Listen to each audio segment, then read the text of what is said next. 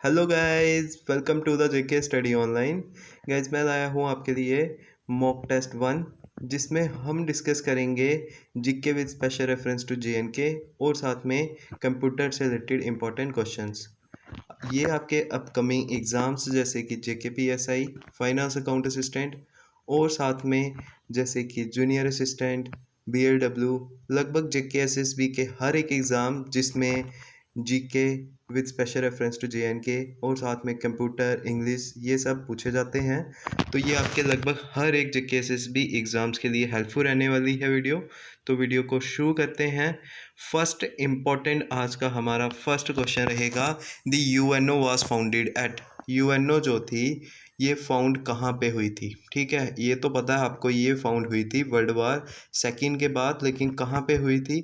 Options हैं, जब तक ऑप्शंस पढ़ूंगा आप राइट आंसर गेस कर लेना। ऑप्शन ए है लंदन में, बी सैन फ्रांसिस्को में, सी पेरिस में और डी मॉस्को में। अगर आपको राइट आंसर पता है इसका तो आप राइट आंसर गेस करके बता सकते हैं। तो मैं आपको बता देता हूँ, इसका राइट आंसर रहेगा ऑप्शन बी, यानी सैन फ्रांसिस्को में फाउंड हुई थी यूएनओ। ठीक है, चलते हैं नेक्स्ट इंपॉर्टेंट क्वेश्चन की ओर। नेक्स्ट इंपॉर्टेंट क्वेश्चन है हमारा question number second, the total number of जजेस of the International court of Justice. तो आपसे पूछा गया है कि टोटल नंबर ऑफ जजेस कितने हैं इंटरनेशनल कोर्ट ऑफ जस्टिस में। तो ऑप्शंस हैं, A option 10, B 12, C option है 14 और डी ऑप्शन है 15। अगर आपको इसका राइट आंसर पता है आप राइट आंसर गेस करके बता सकते हैं कमेंट्स में। तो मैं आपको बता देता हूँ इसका राइट आंसर। इसका राइट आंसर रहेगा ऑप्शन डी, यानी टोटल 15 जजेस हैं इंटरनेशनल कोर्ट ऑफ जस्टिस में। चलते हैं नेक्स्ट इंपॉर्टेंट क्वेश्चन की ओर। नेक्स्ट इंपॉर्टेंट क्वेश्चन है question number third, SAARC was founded in. आपसे पूछा गया है कि ये जो सार्क थी ये कहाँ बनी थी। ठीक है, तो अगर आपको इसकी फुल फॉर्म नहीं पता है तो फुल फॉर्म भी पता होना ज़रूरी है। South Asian association of regional corporation, ये आपको याद रखना है, इसकी फुल फॉर्म है। तो ये कहाँ फाउंड हुई थी आपसे पूछा गया है। तो ऑप्शंस हैं, ए न्यू दिल्ली में, बी जेनेवा में, सी ढाका में और डी थिम्पू में। अगर आपको इसका राइट आंसर पता है तो आप राइट आंसर गेस करके बता सकते हैं। तो मैं जल्दी से आपको इसका राइट आंसर बता देता हूँ। तो इसका राइट आंसर है ऑप्शन सी, यानी ढाका में। ठीक है, सार्क जो थी इसकी फाउंडेशन हुई थी ढाका में। चलते हैं नेक्स्ट इंपॉर्टेंट क्वेश्चन की ओर। क्वेश्चन नंबर 4, ये सभी इंपॉर्टेंट क्वेश्चंस जो हैं ये दिए गए हैं आपके प्रीवियस ईयर क्वेश्चन पेपर्स में से। तो चलते हैं अपने नेक्स्ट क्वेश्चन की ओर। Which organ of United Nations has ceased to be operational. तो इस क्वेश्चन में आपसे पूछा गया है कि यूनाइटेड नेशंस का कौन सा ऑर्गन है जो अब वर्क नहीं करेगा। ठीक है, जो ऑपरेशनल नहीं रहेगा, सीज कर दिया गया है। ठीक है, ऑप्शंस हैं, A Trusteeship Council, B Secretariat, C International court of Justice और D Economic and Social council.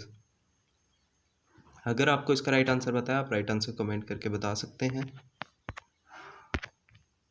मैं आपको इसका राइट आंसर बता देता हूँ। इसका राइट आंसर है ऑप्शन ए, यानी ट्रस्टीशिप काउंसिल जो है इसको अब सीज कर दिया गया है, अब ये ऑपरेशनल नहीं है। ठीक है, चलते हैं नेक्स्ट इंपॉर्टेंट क्वेश्चन की ओर। नेक्स्ट इंपॉर्टेंट क्वेश्चन है question number 5, which of the following country is not a member of G7। इनमें से कौन सी कंट्री है जो G7 का पार्ट नहीं है, तो या फिर मेंबर नहीं है। ऑप्शंस हैं, A Japan, B Russia, C France और डी इटली। अगर आपको इसका राइट आंसर पता है कमेंट करके बता सकते हैं। अगर ज़्यादा टाइम लगता है पास करके बता सकते हैं। मैं आपको जल्दी से इसका राइट आंसर बताता हूँ। बी ऑप्शन बिल्कुल राइट रहेगा, यानी रशिया। रशिया जो है ये G7 का पार्ट नहीं है। पहले ये G8 हुआ करता था जिसमें रशिया भी था, लेकिन रशिया ने जैसे ही एक कंट्री है, कंट्री का पार्ट है क्रिमीनिया, जैसे ही उसके ऊपर अटैक किया था उसके बाद इसको G8 से हटा दिया गया था, फिर ये G8 बन गया था। ठीक है, चलते हैं नेक्स्ट इंपॉर्टेंट क्वेश्चन की ओर। Question number 6, the International court of justice is located at. जो इंटरनेशनल कोर्ट ऑफ जस्टिस है ये कहाँ पे लोकेटेड है? क्या ये जेनेवा में है, क्या ये हाग में है, या फिर सी ऑप्शन है आम्स्टरडम, या फिर डी ऑप्शन है वीना में। ठीक है, तो अगर आपको राइट आंसर पता है आप राइट आंसर कमेंट करके बता सकते हैं। तो मैं आपको इसका सीधा राइट आंसर ही बता देता हूँ। ऑप्शन बी बिल्कुल राइट रहेगा इसका, यानी ये है नीदरलैंड के हाग में। ठीक है, चलते हैं। हाग ये नीदरलैंड में नहीं है, ये है स्विट्ज़रलैंड में, याद रखना। ठीक है, international court of justice is located at Hague. ठीक है, चलते हैं नेक्स्ट इंपॉर्टेंट क्वेश्चन की ओर। नेक्स्ट इंपॉर्टेंट क्वेश्चन है, the 5 permanent members of united security council are. 5 permanent members कौन से हैं यूनाइटेड नेशंस सिक्योरिटी काउंसिल में? तो ये आपको उन कंट्रीज़ के बारे में पूछा गया है जो इसके परमानेंट मेंबर्स हैं और जिनके पास विटो पावर है। ठीक है, तो ऑप्शंस आपके सामने, आप राइट आंसर गेस कर सकते हैं। अगर ज़्यादा टाइम लगता है तो आप कमेंट कर सकते हैं वीडियो को पॉज करके भी। ठीक है, तो मैं आपको सीधा इसका राइट आंसर बता देता हूँ। इसके 5 परमानेंट मेंबर्स में कंट्रीज़ हैं ऑप्शन डी वाली, यानी चाइना, फ्रांस, यूएसएसआर जो अभी रशिया है, और यूके, और साथ में है यूएसए। ठीक है, ये 5 कंट्रीज़ हैं जिनके पास वीटो पावर भी है और ये परमानेंट मेंबर्स हैं यूनाइटेड नेशन सिक्योरिटी काउंसिल के। ठीक है, इसके साथ में 10 नॉन परमानेंट यानी टेम्परेरी मेंबर्स भी होते हैं, जिसमें अभी इंडिया भी है। ठीक है,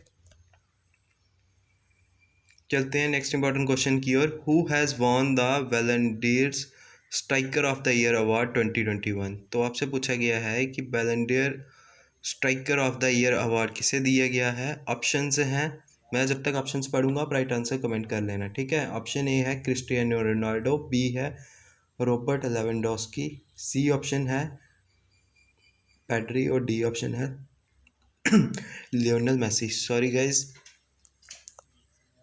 अगर आपको राइट आंसर पता है आप राइट आंसर कमेंट करके बता सकते हैं। तो मैं आपको सीधा इसका राइट आंसर बता देता हूँ। ऑप्शन बी बिल्कुल राइट रहेगा, यानी रॉबर्ट लेवेंडोस्की। चलते हैं अपने नेक्स्ट इंपॉर्टेंट क्वेश्चन की ओर। Question number 9, who has won the 2021 Bookers prize? बहुत इंपॉर्टेंट है, आपसे पूछा गया 2021 का बुकर प्राइज किसने जीता है। ऑप्शंस आपके सामने हैं। ऑप्शन ए है खालिद हुसैन, बी ऑप्शन है डेमन गुलगुट, सी ऑप्शन है पॉलो कोई हो, और साथ में डी ऑप्शन है न्यूगिन फान क्यू मई। ठीक है, अगर आपको इसका राइट आंसर पता है आप कमेंट करके बता सकते हैं। तो मैं आपको सीधा इसका राइट आंसर बताता हूँ। ऑप्शन बी बिल्कुल राइट आंसर है इसका। डेमन गिलगुट जो हैं वो उनको मिला है 2021 बुकर्स प्राइज। तो बी ऑप्शन राइट रहेगा क्वेश्चन नंबर 9 का। चलते हैं नेक्स्ट इंपॉर्टेंट क्वेश्चन की ओर। क्वेश्चन नंबर 10 है आज का हमारा, who has won the Nobel prize 2021? इनमें से किसको नोबल प्राइज़ 2021 जो है वो मिला है। ऑप्शंस हैं, ए ऑप्शन है Benjamin list and David Macmillan को, बी ऑप्शन है अब्दुल रज़ाक गुन्हा को, सी ऑप्शन है मैरिया रिसा एंड दमित्री मार्तोवा को, और डी ऑप्शन है स्यूकारो मनाम्बे एंड क्लॉज हैजलमैन। ठीक है, तो मैं आपको इसका राइट आंसर बता देता हूँ सीधा। अगर आपको ज़्यादा टाइम लगता है आप कमेंट करने में तो आप पास कर सकते हैं। तो मैं इसका सीधा राइट आंसर बताता हूँ। इसका राइट आंसर है ऑप्शन सी, यानी मारिया रिसा एंड दमित्री मार्तोवा जो है इनको नोबल प्राइज़ मिला है पीस कैटेगरी में। ठीक है, यानी नोबल पीस प्राइज़ 2021। चलते हैं नेक्स्ट इंपॉर्टेंट क्वेश्चन की ओर। क्वेश्चन नंबर 11 है, who is the first Indian to receive Bharat Ratna award? इनमें से कौन से हैं जिनको फर्स्ट रेसिपिएंट थे भारत रत्न अवार्ड के। ठीक है, तो ऑप्शंस हैं doctor Radha Krishna, B option है सी वी रमन, और सी ऑप्शन है सी राजगोपालचारी, और डी ऑप्शन है ये सभी। ठीक है, अगर आपको इसका राइट आंसर पता है तो आप राइट आंसर बता सकते हैं। तो मैं आपको इसका सीधा राइट आंसर बताता हूँ। ऑप्शन डी बिल्कुल राइट रहेगा, यानी इनको सबको जो थे इनको सभी को एक साथ मिला था भारत रत्न अवार्ड। याद रखना है आपको, doctor Radha Krishnan, C V Raman और साथ में सी राजगोपालचारी को। चलते हैं नेक्स्ट इंपॉर्टेंट क्वेश्चन की ओर। क्वेश्चन नंबर 12 है, who among the following has written the book cricket my style? तो किसने लिखी है ये book cricket my style? Options हैं सुनील गावस्कर, बी ऑप्शन है अनिल कुंबले, सी ऑप्शन है कपिल देव, और डी ऑप्शन है नन ऑफ देम। तो आपको इसका राइट आंसर अगर पता है तो आप कमेंट करके बता सकते हैं। तो मैं आपको बता दूं इसका राइट आंसर है ऑप्शन सी, यानी कपिल देव। कपिल देव ने ही लिखी है वो cricket my style.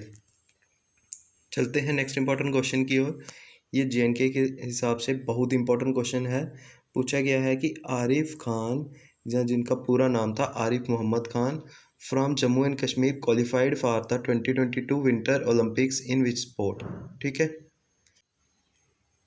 Winter sports जो कि हुए थे चाइना में। ठीक है, तो इनमें से किसने क्वालिफाई किया था? ऑप्शंस हैं स्की एंड स्नो बोर्ड में, या फिर बी ऑप्शन है स्पीड स्केटिंग में, सी ऑप्शन है क्रॉस कंट्री स्कीइंग में, या फिर डी आइस हॉकी में। ठीक है, तो आरिफ मोहम्मद खान ने कहाँ पे किया था? तो इसका राइट आंसर है ऑप्शन ए, यानी कि स्की एंड स्नो बोर्ड में। ठीक है, ये आपको याद रखना है। चलते हैं नेक्स्ट इंपॉर्टेंट क्वेश्चन की ओर। क्वेश्चन नंबर 14 है, which country has been suspended from the 2022 Beijing Olympics by the international Olympic committee. इसमें से कौन सी कंट्री को सस्पेंड कर दिया गया है 2022 बीजिंग विंटर ओलंपिक्स में से bye the international Olympic committee? ठीक है, तो ऑप्शंस हैं ए क्यूबा, बी नॉर्थ कोरिया, सी वेनेजुला और डी ऑप्शन है पेरू। तो मैं आपको इसका सीधा राइट आंसर बता देता हूँ। इसका राइट आंसर है ऑप्शन बी, यानी नॉर्थ कोरिया। ठीक है, जिम कॉन्किंग जो हैं, आपने नाम सुना होगा अजीब सा, तो उन्हीं की जो कंट्री है नॉर्थ कोरिया, उन्हीं को यहाँ पे सस्पेंड किया गया है। ठीक है, जो अमेरिका को बार बार न्यूक्लियर वार से रिलेटेड थ्रेट देते रहते हैं। ठीक है, ये वही नॉर्थ कोरिया है। इसके बाद चलते हैं 15th क्वेश्चन की ओर। What is another name of sustainable development goals? Another name यानी सस्टेनेबल डेवलपमेंट गोल्स को और किस नाम से जाना जाता है, ये आपसे पूछा गया है। ऑप्शन ए है यूनियन गोल्स, बी ऑप्शन है ग्लोबल गोल्स, सी ऑप्शन है इंटरनेशनल गोल्स और डी ऑप्शन है हेल्थ गोल्स। तो मैं आपको बता दूं, इसका राइट आंसर रहेगा ऑप्शन बी, यानी ग्लोबल गोल्स के नाम से जाना जाता है SDG यानी सस्टेनेबल डेवलपमेंट गोल्स को। ठीक है, चलते हैं नेक्स्ट इंपॉर्टेंट क्वेश्चन की ओर। क्वेश्चन नंबर 16 है, Brundtland report is also known by which other name? तो कौन से नाम से जाना जाता है ब्रुटलैंड रिपोर्ट को, ये आपसे पूछा गया है। बहुत ही ज़्यादा इंपॉर्टेंट क्वेश्चन है। ऑप्शंस जब तक पढ़ूंगा आप राइट आंसर कमेंट कर लेना। ऑप्शंस हैं ए ऑप्शन है our common goals, B option है our common mission, option C है आवर कॉमन फ्यूचर और डी ऑप्शन है आवर कॉमन विजन। तो मैं आपको बता दूं, इसका राइट आंसर है ऑप्शन सी, यानी आवर कॉमन फ्यूचर। ठीक है, ये है अदर नेम ब्रुटलैंड रिपोर्ट का। ठीक है, इसके बाद है 17th question, who was the first chairman of atomic energy commission of India? तो इसमें से कौन थे जो फर्स्ट चेयरमैन थे atomic energy commission of India के? ऑप्शंस हैं एनरिको फर्मी, बी ऑप्शन है डॉक्टर विक्रम साराभाई और सी ऑप्शन है डॉक्टर होमी जे बाबा और डी ऑप्शन है एडविन एल्ड्रिन। ठीक है, अगर आपको इसका राइट आंसर पता है आप कमेंट करके बता सकते हैं।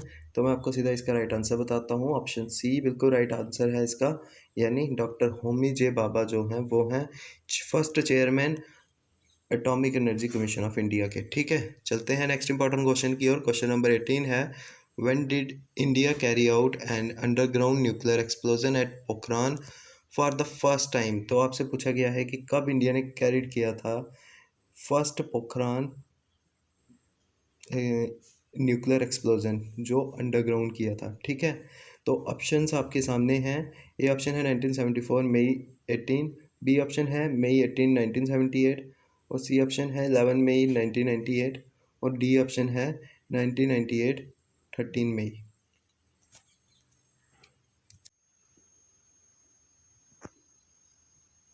तो गाइज फर्स्ट टाइम इंडिया ने न्यूक्लियर एक्सप्लोजन कब किया था? ऑप्शंस हैं 1974, ऑप्शंस मैंने पढ़ लिए हैं, तो इसके राइट आंसर है ऑप्शन ए। ठीक है, ये आपको याद रखना है। 18 मई 1974 को इंडिया ने कैरी आउट किया था underground nuclear explosion at Pokhran. ठीक है, चलते हैं नेक्स्ट इंपॉर्टेंट क्वेश्चन की ओर। क्वेश्चन नंबर 19 है, according to the cultural history of India panchayatana is. ठीक है, तो कल्चर हिस्ट्री के अकॉर्डिंग पंचयतना क्या है? क्या ये एक असेंबली है एल्डर्स की? ठीक है, एल्डर्स ऑफ विलेज, या फिर एक रिलीजियस सेक्ट है, या फिर टेम्पल कंस्ट्रक्शन स्टाइल है, या फिर डी ऑप्शन है फंक्शनरी ऑफ एन एडमिनिस्ट्रेशन। ठीक है, अगर आपको राइट आंसर पता है तो आप राइट आंसर बता सकते हैं। तो मैं आपको सीधा इसका राइट आंसर बताता हूँ। सी ऑप्शन बिल्कुल राइट रहेगा, यानी ये है एक टेम्पल कंस्ट्रक्शन स्टाइल। तो सी ऑप्शन राइट रहेगा क्वेश्चन नंबर 19 का। चलते हैं अपने नेक्स्ट इंपॉर्टेंट क्वेश्चन की ओर। क्वेश्चन नंबर 20 है, Sattriya is a classical dance form of which state. तो सत्रिया कौन सी स्टेट का एक क्लासिकल डांस फॉर्म है? तो ऑप्शन से है मणिपुर, उत्तर प्रदेश, सी ऑप्शन है आसाम और डी ऑप्शन है आंध्र प्रदेश। तो मैं आपको सीधा इसका राइट आंसर बताता हूँ। ऑप्शन सी बिल्कुल राइट आंसर है, यानी आसाम में आसाम का ये क्लासिकल डांस फॉर्म है सत्रिया। ठीक है, इसके बाद नेक्स्ट सेक्शन है हमारी कंप्यूटर। गाइस मेरी आवाज़ में थोड़ी सी वो प्रॉब्लम्स है क्योंकि हेल्थ अच्छी नहीं है, लेकिन आपके लिए वीडियो लानी थी मुझे, तो वो मैं लेके आया हूँ। लेकिन थोड़ा सा आप कोऑपरेट करना वॉइस के रिलेटेड, ठीक है। तो कंप्यूटर सेक्शन में फर्स्ट इम्पॉर्टेंट क्वेश्चन है आज का हमारा, word processing, spreadsheet and photo editing are examples of. ठीक है, ये सब जो हैं word processing, spreadsheet, photo editing, ये किसके एग्जांपल्स हैं? क्या ये एप्लीकेशन सॉफ्टवेयर के एग्जांपल है? क्या ये सिस्टम सॉफ्टवेयर है, या फिर ऑपरेटिंग सिस्टम है, या फिर प्लेटफॉर्म सॉफ्टवेयर है? अगर आपको राइट आंसर पता है तो आप राइट आंसर कमेंट करके बता सकते हैं। तो मैं आपको सीधा इसका राइट आंसर बताता हूँ। ऑप्शन ए जो है इसका बिल्कुल राइट है, यानी ये है एप्लीकेशन सॉफ्टवेयर्स। ठीक है, चलते हैं नेक्स्ट इंपॉर्टेंट क्वेश्चन की ओर। नेक्स्ट इंपॉर्टेंट क्वेश्चन है question number second. Pascaline is also known as. Pascaline को और भी नाम से जाना जाता है। ऑप्शंस हैं, ए मैकेनिकल मशीन्स के नाम से, या फिर एडिंग मशीन के नाम से, या फिर सी डिवीज़न मशीन के साथ नाम से, या फिर डिफरेंस मशीन। तो मैं आपको बता दूं इसका राइट आंसर रहेगा ऑप्शन बी, यानी इसको जाना जाता है एडिंग मशीन के नाम से। ठीक है, चलते हैं नेक्स्ट इंपॉर्टेंट क्वेश्चन की ओर। नेक्स्ट इंपॉर्टेंट क्वेश्चन है question number third, ULSI stands for. ठीक है, ULSI जो है इसकी फुल फॉर्म क्या है? फुल फॉर्म्स अक्सर आपको एग्जाम्स में पूछी जाती हैं और ये पूछी भी गई है। ठीक है, तो ULSI की क्या फुल फॉर्म है? तो अगर आपको इसका राइट आंसर पता है कमेंट करके बता सकते हैं। तो मैं आपको इसका सीधा राइट आंसर बताता हूँ। तो इसकी फुल फॉर्म है अल्ट्रा लार्ज स्केल इंटीग्रेशन। तो ये आपका ऑप्शन बी बिल्कुल राइट रहेगा। ठीक है, अल्ट्रा लार्ज स्केल इंटीग्रेशन जो है बी ऑप्शन, ये बिल्कुल राइट है question number third computer section का। ठीक है, चलते हैं क्वेश्चन नंबर 4 की ओर। Dash is use as a programming language in first generation computer. तो आपसे पूछा गया है कि इनमें से कौन सी लैंग्वेज है जो फर्स्ट जनरेशन ऑफ कंप्यूटर्स में as a programming language use होती थी। ऑप्शन हैं, A Fortran, B COBOL, C BASIC और डी मशीन लैंग्वेज। तो मैं आपको बता दूं इसका राइट आंसर भी है ऑप्शन डी, यानी मशीन लैंग्वेज। ये इसको as a programming language use किया जाता था फर्स्ट जनरेशन ऑफ कंप्यूटर्स में। यहाँ पे वैक्यूम ट्यूब्स जो थी वो यूज़ होती थी। ठीक है, सेकेंड जनरेशन में क्या यूज़ होता था? तो उसमें ट्रांजिस्टर्स यूज़ होना शुरू हुए। फिर ट्रांजिस्टर्स को ही डेवलप करके आईसी बनाए इन्होंने, इंटीग्रेटेड सर्किट्स। फिर उसी को इन्होंने फोर्थ जनरेशन में और ज़्यादा उसको डेवलप किया। और फिर वहाँ पे जो फोर्थ जनरेशन में यूज़ हुआ लार्ज स्केल इंटीग्रेशन। ठीक है, फिर उसके बाद हम देखते हैं जो लास्ट जनरेशन थी जिसको अभी चल रही है, यानी आर्टिफिशियल इंटेलिजेंस की, उसमें अल्ट्रा लार्ज स्केल इंटीग्रेशन जो है वो यूज़ हुई थी। ठीक है, चलते हैं नेक्स्ट इंपॉर्टेंट क्वेश्चन की ओर। नेक्स्ट इंपॉर्टेंट क्वेश्चन है क्वेश्चन नंबर 5।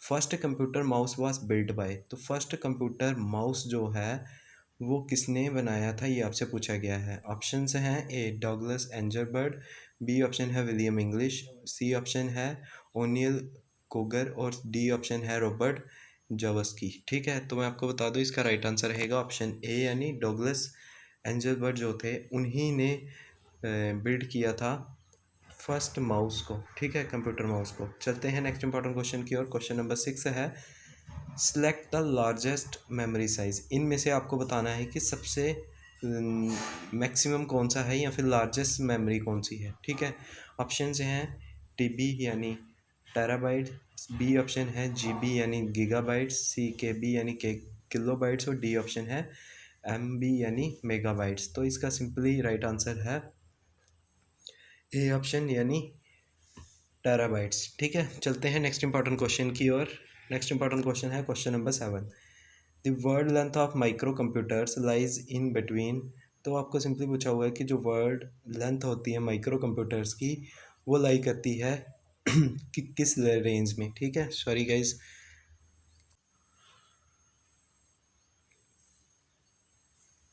ऑप्शंस हैं ए 8 से लेके 16 बिट्स तक, बी ऑप्शन है 8 से लेके 21 बिट्स तक, सी ऑप्शन है 8 से लेके 24 बिट्स तक और डी ऑप्शन है 8 से लेके 32 बिट्स तक। तो मैं आपको बता देता हूँ इसका राइट आंसर सीधा। इसका राइट आंसर है ऑप्शन डी, यानी 8 से लेके 32 बिट्स तक जो है वो यूज़ होते हैं एक वर्ड लेंथ माइक्रो कंप्यूटर्स में। ठीक है, चलते हैं नेक्स्ट इंपॉर्टेंट क्वेश्चन की ओर। नेक्स्ट इंपॉर्टेंट क्वेश्चन है question number 8। What is the name of component that use to both read and write data. तो इनमें से कौन सा कंपोनेंट है जो यूज़ होता है रीड और साथ में राइट दोनों के लिए। ठीक है, ऑप्शन से है रोम, बी ऑप्शन है रैम, सी ऑप्शन है हार्ड ड्राइव और डी ऑप्शन है फ्लैश मेमोरी। अगर आपको इसका राइट आंसर पता है तो आप कमेंट करके बता सकते हैं।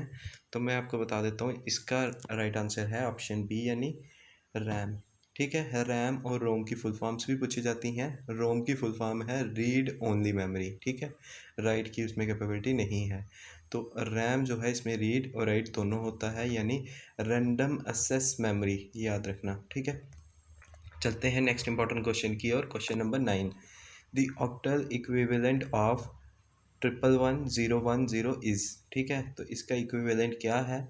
अगर आपको इसको निकालना आता है तो आप कमेंट करके बता सकते हैं वीडियो को पॉज करके। तो मैं आपको सीधा इसको राइट आंसर बताता हूँ। ऑप्शन बी बिल्कुल राइट रहेगा इसका, यानी 72। ठीक है, 72 इसका आएगा आंसर।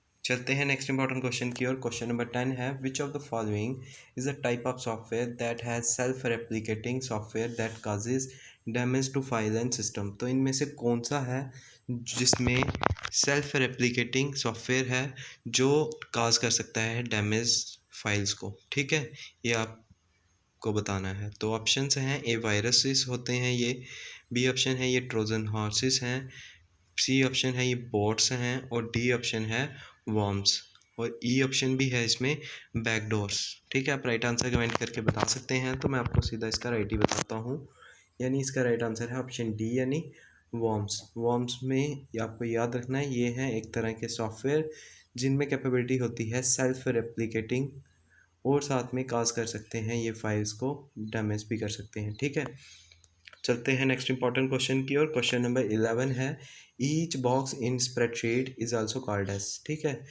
जो स्प्रेडशीट में बॉक्स होते हैं उनको क्या बोला जाता है, सिंपली आपसे ये पूछा हुआ है। ऑप्शंस हैं ए ऑप्शन है cell, B empty space, C record, D option है फील्ड और ई ऑप्शन है नन ऑफ दीज। तो आपको सीधा इसका राइट आंसर बताता हूँ। ए ऑप्शन इसका बिल्कुल राइट है, यानी cell. Each box in spreadsheet is called as a cell. ठीक है, चलते हैं नेक्स्ट इंपॉर्टेंट क्वेश्चन की ओर। क्वेश्चन नंबर 12 है the letter and number that intersecting column and row is the. ठीक है, ऊपर जो ये सेल था तो इसी को जब ये सेल बनता है तो कॉलम्स और रोज को इंटरसेक्ट करके तो उसको क्या बोला जाता है। सिंपली आपने देखा होगा ये एक्सेल में जो इस तरह की होती हैं, तो ये क्या है। ठीक है, ये पूरा तो ये सिंपली आपसे पूछा गया है तो इजी है। ऑप्शंस हैं ए ये सेल लोकेशन है, बी सेल पोजीशन, सी सेल एड्रेस और डी सेल कोऑर्डिनेट्स। तो इसका राइट आंसर है ऑप्शन सी, यानी सेल एड्रेस। ठीक है, चलते हैं नेक्स्ट इंपॉर्टेंट क्वेश्चन की ओर। नेक्स्ट इंपॉर्टेंट क्वेश्चन है question number 13। Spelling and grammar check option in Word document 2007 is applicable in dash menu. तो कौन से मेनू में ये आपको स्पेलिंग और ग्रामर चेक ऑप्शन मिलता है वर्ड प्रोसेसर्स में। तो ऑप्शन है ए होम में, बी मेलिंग में और सी ऑप्शन है व्यू टैब में और डी ऑप्शन है रिव्यू टैब और ई ऑप्शन है पेज लेआउट में। तो आपको मैं इसका सीधा राइट आंसर बताता हूँ। इसका डी ऑप्शन जो है वो बिल्कुल राइट है, यानी रिव्यू टैब में हमें देखने को मिलते हैं स्पेलिंग और ग्रामर चेक ऑप्शंस। ठीक है, चलते हैं नेक्स्ट इंपॉर्टेंट क्वेश्चन की ओर। क्वेश्चन नंबर 14 है आज का हमारा। To print an individual item in a file immediately click. तो हमें क्या करना होता है जब हमने कोई इंडिविजुअल आइटम को, इंडिविजुअल यानी कोई स्पेशली या फिर एक तरह से बोल सकते हैं एक ही आइटम को जिसको हमने प्रिंट करना हो तो उसके लिए क्या हम क्लिक करते हैं, ये आपसे पूछा गया है। ठीक है, ऑप्शंस हैं shift plus P, B option है control plus P, C option है आल्ट प्लस पी और डी ऑप्शन है एस्केप प्लस पी। तो मैं आपको बता दूं इसका राइट आंसर है कंट्रोल प्लस पी यानी बी ऑप्शन। ठीक है, इजी क्वेश्चन था। चलते हैं नेक्स्ट इंपॉर्टेंट क्वेश्चन की ओर। क्वेश्चन नंबर 15 है which among these is a output device as well as input device. तो इनमें से कौन सा है जो इनपुट भी है और साथ में आउटपुट डिवाइस भी है? क्या ये माउस है, क्या ये कीबोर्ड है, या फिर सी ऑप्शन टच स्क्रीन है, या फिर डी ऑप्शन लाइट पेन है? तो मैं आपको बता दूं इसका राइट आंसर है ऑप्शन सी यानी टच स्क्रीन। टच स्क्रीन को आपने देखा ही होगा, चाहे आप मोबाइल की ही लीजिए, ये आपको आउटपुट भी दे रही है और साथ में आप इसमें टच के थ्रू इनपुट भी दे रहे होंगे। ठीक है, जैसे ये एक इनपुट है। ठीक है, तो चलते हैं नेक्स्ट इंपॉर्टेंट क्वेश्चन की ओर। क्वेश्चन नंबर 16 है which ports connect special type of musical instrument to use sound cards. तो कौन सा है साउंड कार्ड्स के लिए स्पेशल पोर्ट? तो ऑप्शंस हैं B U S, option C है CPU और सी ऑप्शन है USB और डी ऑप्शन है म्यूजिकल इंस्ट्रूमेंट डिजिटल इंटरफेस यानी MIDI। ठीक है, तो इसका राइट आंसर है डी ऑप्शन ही यानी MIDI musical instrument digital interface. इसकी फुल फॉर्म भी याद रखनी है। USB CPU की तो आपको पता ही होगी, USB की आपको बता दूं यूनिवर्सल सीरियल बस। ठीक है, ये आपको पूछी जाती है बहुत बार एग्जाम्स में। इसके बाद है क्वेश्चन नंबर 17। क्वेश्चन नंबर 17 है आज का Excel workbook is a collection of. तो एक्सेल वर्कबुक है जो, ये कलेक्शन है किनका? ऑप्शन है ए चार्ट का, बी वर्कबुक का, सी वर्कशीट का और डी ऑप्शन है बोथ ए एंड सी का। ठीक है, तो मैं आपको बता दूं क्वेश्चन नंबर 17 का अगर आपको राइट आंसर पता है आप कमेंट करके बता सकते हैं। तो इसका राइट आंसर रहेगा ऑप्शन सी यानी वर्कशीट। ठीक है, तो गाइज अगर आपको वीडियो अच्छी लग रही है, तो अगर आपको हमारे एफर्ट्स जो हैं वो ठीक लग रहे हैं, तो अगर कोई सजेशंस हैं आप वो भी दे सकते हैं। अगर आपको वीडियो को ठीक लग रही है तो आप वीडियो को लाइक और साथ में शेयर ज़रूर कीजिएगा। ठीक है, ये हमारे लिए हेल्प रहेगी आपकी तरफ से। ठीक है, तो क्वेश्चन नंबर 18 है याहू। याहू इज़ याहू क्या है? ठीक है, www.yahoo.com ये क्या है? क्या ये एक वेबसाइट है फॉर कंज्यूमर रॉन्ग, या फिर बी कंप्यूटर सुपर कंप्यूटर है, या फिर एक पोर्टल है, या फिर organisation that allocates web addresses है? तो मैं आपको बता दूं ये है एक पोर्टल। ठीक है, याद रखना सी ऑप्शन बिल्कुल राइट है, ये है एक पोर्टल। ठीक है इसके बाद है नेक्स्ट क्वेश्चन नंबर 19।